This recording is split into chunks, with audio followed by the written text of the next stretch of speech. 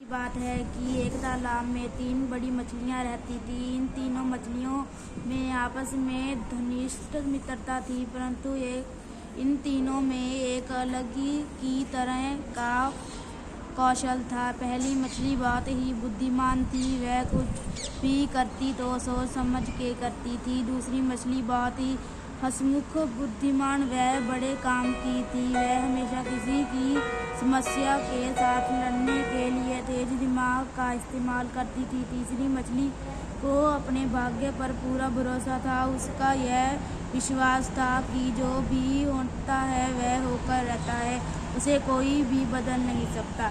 एक दिन तालाब के किनारे पर पानी में खेलते समय पहली मछली ने मछुआरे की बात सुनी। एक मछुआरे दूसरे मछुआरों से बोला, यह तालाब अच्छी मछलियों से भरा है, कल हम यहाँ मछली पकड़ने आएंगे। यह बात सुनकर मछली अपने मित्रों के पास पहुंची और सब कुछ बता दिया जो उसने मछुआरे को आपस में बात करते हुए सुना था। दूसरी मछली बोली, चलो हम इस नाले के रास्ते होकर तालाब को कोई ना कोई तरीका ढूंढूंगी।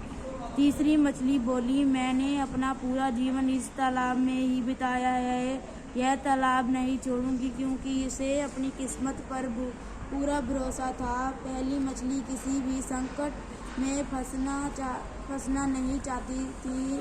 उसने तुरंत नई तालाब की खोज में वह पुराना तालाब छोड़ दिया।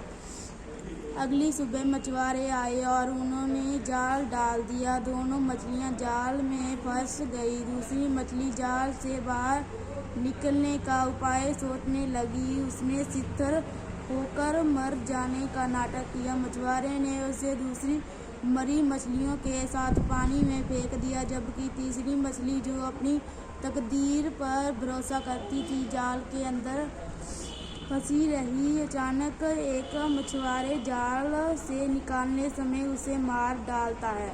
इस प्रकार हमने देखा कि तीनों मछलियों ने अपने सोच से अनुसार अपना रास्ता चुना और उसी के अनुसार उन्हें फल मिला।